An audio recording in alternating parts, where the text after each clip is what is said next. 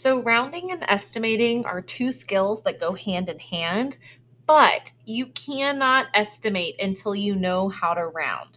So we're going to start with rounding in this video, and then we'll jump to the estimating. So I'm sure in elementary school, your elementary teacher had some really cute sayings when it came to rounding, like 5 or more, raise the score, 5 or more, let it soar, 4 or less, let it rest. There are lots of different versions of things that you could say that are just cute and fun and help us remember how to round. I'm not going to try and change your cute saying here. We're just going to write the exact rules of what we're supposed to do. So not cute and fun. I'm sorry. We'll do some cute and fun things later. But when we round, and we'll do some examples together. When we round, if that digit that we're using to round is 5 or more, you're going to round the number up. Like I said, not cute and fun, but we're getting to it.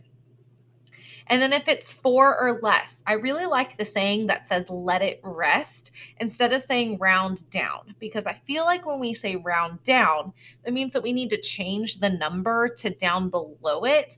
And that's really not what we're doing. So I can't take credit for this. My Frenchy French fries came up with this, but for the 4 or less, they said that we should yell no touchy. We're going to leave it alone. Leave that number alone. Okay, so some strategies to use while we round. First thing is we are going to underline the digit or the place that we are rounding to. That helps us keep track and sometimes these crazy long numbers of what we're doing. And then the number that's going to tell us to round, well, you've got to look at the digit to the right of whatever place you have underlined. So we're going to do 3 examples together. So I have the number 932. Let's say I wanted to round this to the tens place. So currently the digit 3 is in the tens place. So I'm going to underline it. Then I'm going to look at the digit to the right. So that would be the 2. So that 2, it's 4 or less. So no touchy. We're going to leave that digit alone. So that means the 3, it's going to stay a 3. But what happens to the 9? So anything that is to the left of the place that we are rounding to, it is also going to stay the same. So the 9 is going to stay the same. The 2 said no touchy to the 3, so it's going to stay a 3.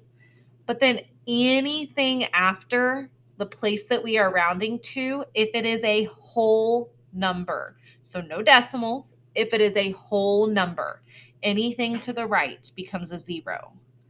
So 932 rounded to the tens is the number 930. All right, let's look at our next one. For our next number, we have the number 4 and 982 thousandths. So we've got some decimals involved here. So I want us this time to round to the ones position. So the digit 4 is in the ones position, and I'm going to look at the digit that is to the right. When I'm looking at that digit to the right, this time I have a 9. So that 9, it's 5 or more, so I'm going to round up. So the 4 becomes a 5. Now, everything that is left, the 9, the 8, the 2, this is the tenths, the hundredths, the thousandths. Again, sound like a snake while you're saying that. Those decimal place values, we don't want to fill them with zeros. So I'm going to write on my table for just a second. We're going to put that same example.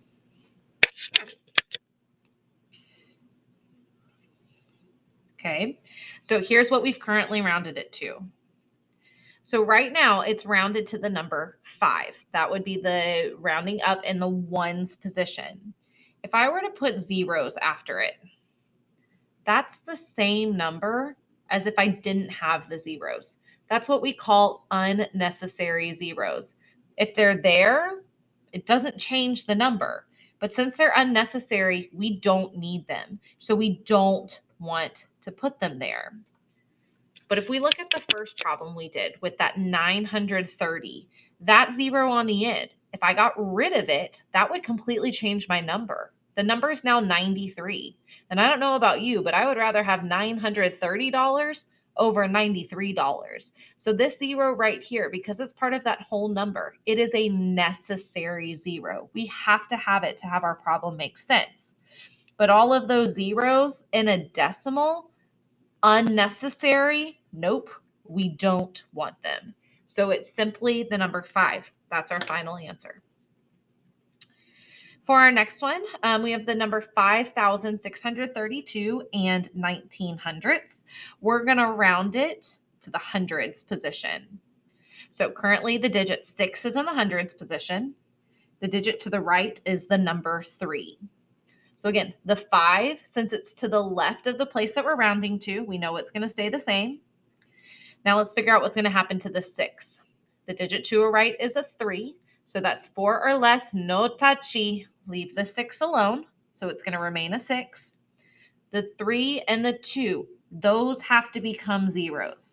Because again, 5,600 is very different from the number 56.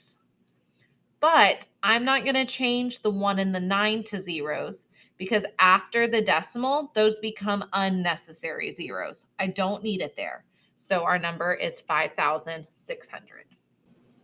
Okay, so now let's talk about estimating. So I said earlier that you have to know how to round first in order to estimate because estimating involves rounding. That's the first step. So we use estimating to make sure that our answers are reasonable, which just means does the answer that we received in an addition problem, in a multiplication problem, and really any sort of problem, does our answer make sense? Estimating can help us do that.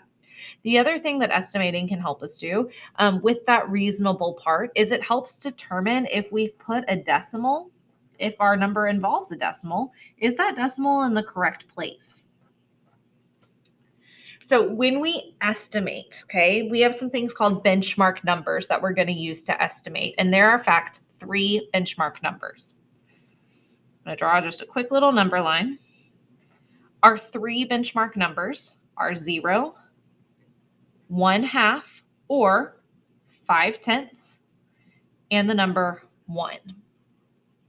So let's do an example problem, and I'm actually going to go to my table to show this, so I've got some more room on how we estimate using those benchmark numbers. Okay, so I'm going to redraw. Oops, let's zoom out. Sorry for my pterodactyl. There we go. Okay, so I'm going to redraw using 0, 1/2, and 1. Oh, man, we still can't see. Get it together, Miss Smith. There we go. Okay, so let's say that I wanted to estimate or round the number 42 and 79/100. That's the number we're using. Okay, well, if we go back to our benchmark numbers, 0, 1/2, and 1, they're very far off from the whole number 42. So when we talk about using these as benchmark numbers, I actually don't mean that we're using the actual numbers 0, 1/2, and 1.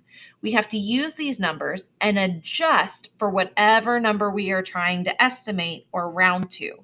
And here's how we do that, okay? We use these as guidelines to kind of guide us in the right direction. So anytime you see that 0 as a whole number, you're going to replace it with the whole number in the number that you are round or that you are estimating with. Okay, so 0 is actually going to be the number 42. So 0 and 50/100, again, replace that 0 whole number with the whole number from your problem. So 42 and 50/100. And then the 1, add 1 to whatever your whole number is. So 43. So these are our guidelines for this problem. We have 42, 42 and 50/100, 43. And then we are trying to figure out, well, which one of these benchmarks is our number closest to, because that's going to give us the best estimation for our problem. So I think of this as a distance game.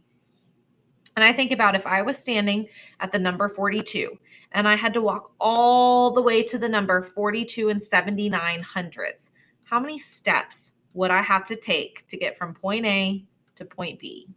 Well, from 42 to 42 and 79/100, that would take me 79 steps to get there. If I was going to go from 42 and 50 hundredths to 42 and 79 hundredths, really don't need the 42 for this one. I'm just kind of looking at the 50 and the 79. So to walk from 50 to 79, that would be 29 steps to get from this number to this number.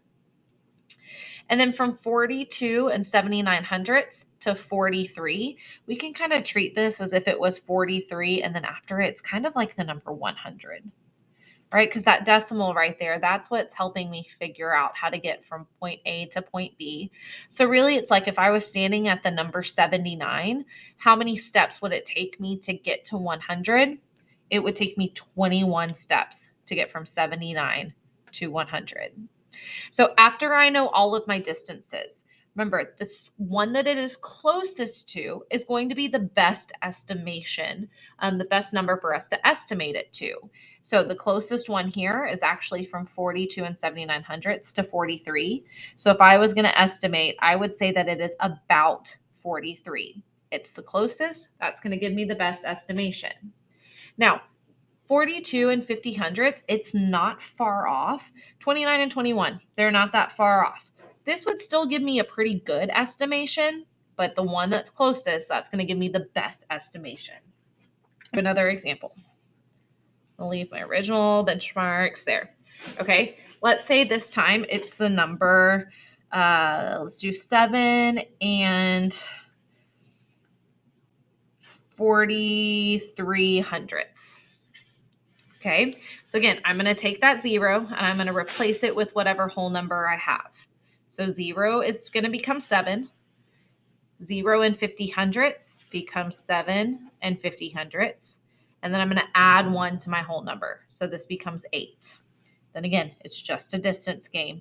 How many steps would I have to take to get from this number to this number? So again, this is like starting at 0.